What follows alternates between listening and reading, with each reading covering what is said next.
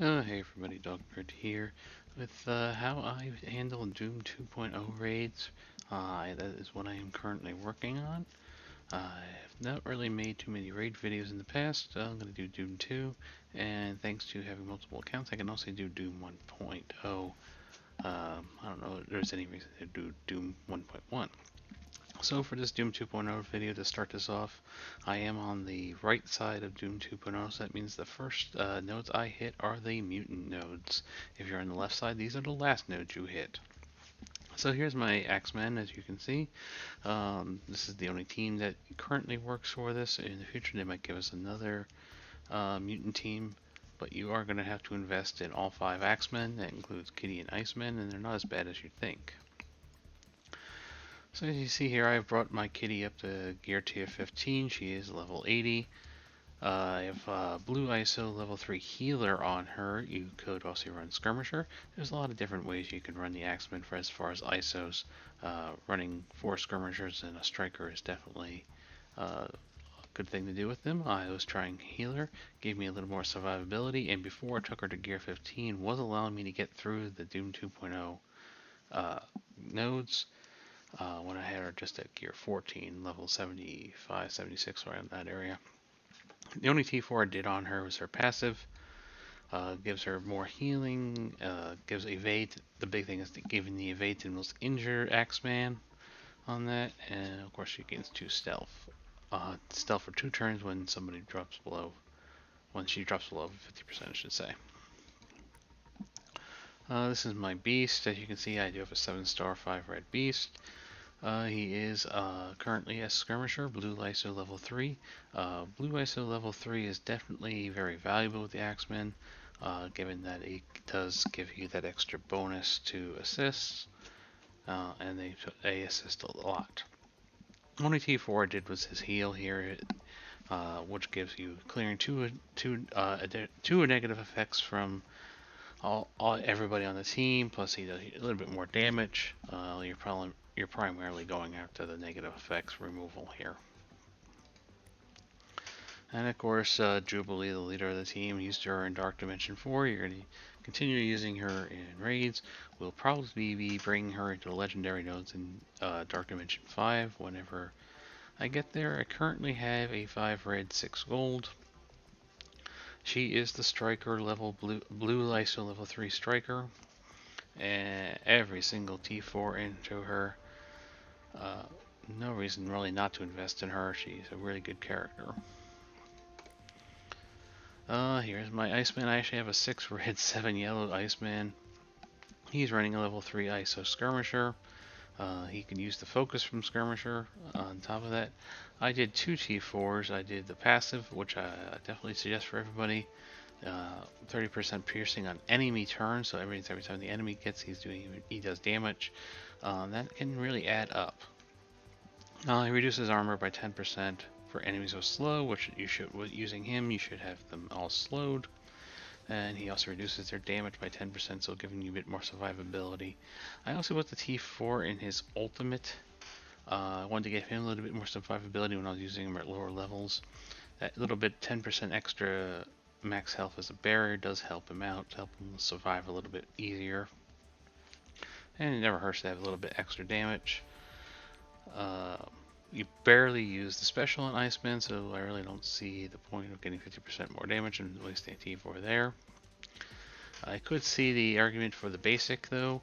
50% damage to primary and secondary targets. You use the basic a lot because this does apply a slow right to the area that your main target is in. And last but not least, Bishop.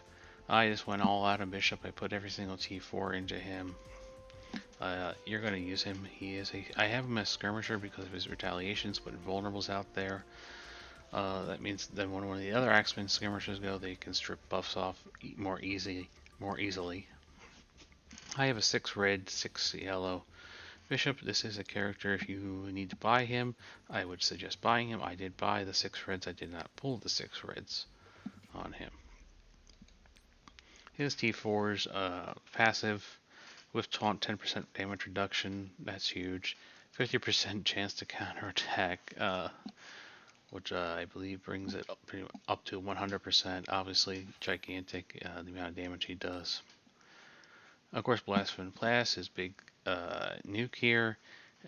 He should, 60% if he's not charged, 120% if he is charged to both primary and secondary. Tons of damage. Retaliation laser. You end up using this quite a bit because it can't really miss. Even if he's blinded, he can still do this and still hit the target and kill the target, as you'll see in the first node that comes in handy when he gets blinded. And of course, his basic. This is probably the one you could probably skip the most. You use this probably the least, but you do use it. You want more damage on him all the time. Right now he's level 81. He's the only one I've taken past level 80. Just going to get him a little bit more damage. I'll eventually take him up to level 85. Not going to take him into Dark Dimension 4 though. Dark Dimension 5, sorry. Standalone is not great because you got to remember he is cosmic, not global like the others. So now that we've gone over the characters, let's go take a look at the videos. Alright, here we go. This is the very first node of the mutant side. They are the same, it's just a matter of when you hit them in the raid. You see, the first thing I did there was actually use Beast's heal, even though I didn't really need to heal. The reason being that the Greg was not near Bishop, who was taunting. You need to kill that Greg over and over to get the turn meter going. If you played Symbiotes, you know this kind of strategy. If you play Symbiotes against Asgardians and more. So it is kind of nice to have that Greg here. I do target Bishop when I'm doing AoEs, that way the assists always hit him. I want to get him down as quick as possible. The exception is when I get the Jubilee stun available, I do want to stun Squirrel Girl. Don't want her to use her cleanse and take off those negative effects that I put on the entire team. Using Beast's ultimate just to get some energy out there, get those buffs out there is always good. As you can see, I was able to kill Bishop, which gives me more turn meter. I kill Greg when I have single target things up. Use Kitty Pryde's ultimate because I can hit Greg and then hit other characters just to do some more damage. You can see I'm just building up that turn meter as Kitty took 2 in a row. Once I have an AoE though, I want to target down Jubilee, get her out of there. She can blind us and stun us, we don't want that. But our main target is still Greg. We prefer to have him around somebody. The nice thing about Iceman, as you can just see there with his basic, he hits everybody around it. So you can hit and kill Greg and do some extra damage to the other mobs around him. I did use Jubilee's special there, trying to get the enemy Jubilee down. We did with the ISO Striker. Unfortunately, it doesn't spread the debuffs when she does that, but we got him down. So we're down to the last 3. Really want to get rid of that Silver Surfer. Kind of want to leave Hell alone because when I use an AoE like I did for Kitty there, kills Greg, I get more turn meter. Moondragon's almost dead, so just take her out. And my main target is now Silver Surfer. There are 2 Silver Surfers on this node, as the other one will spawn shortly. I do use the Blast on Bishop on Hela because Greg was right next to her and I wanted to still hit Silver Surfer and do damage to him. I chose to stun Silver Surfer just because I had the ability up. I could use it. You don't get to use this special on Iceman 2 very often. As you can see now the other wave has dropped. Now we have another Bishop, the other Silver Surfer, and a Red Guardian. Don't forget Beast's basic will remove a buff. That's why you kind of want Skirmisher on him to give him extra focus so you can remove a buff like that. If they already had Vulnerable, he'll remove 2 buffs. I stunned the new Silver Surfer, don't want him going off and playing heal block to us and hitting us home. But I still want to take out the original Silver Surfer since we got that taunt off of Red Guardian. At this point, you're getting to the point now where you only have 3 tunes left to kill, so you really just want to start using just basics, get those cooldowns ready for the second node, which is quite a bit harder than the first node.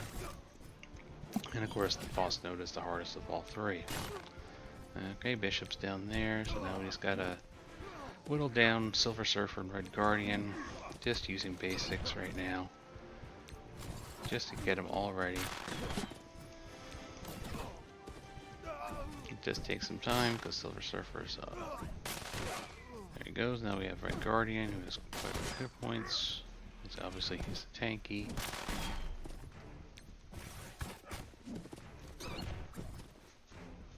And we are through the first node. As you can see, the time is actually running pretty low here.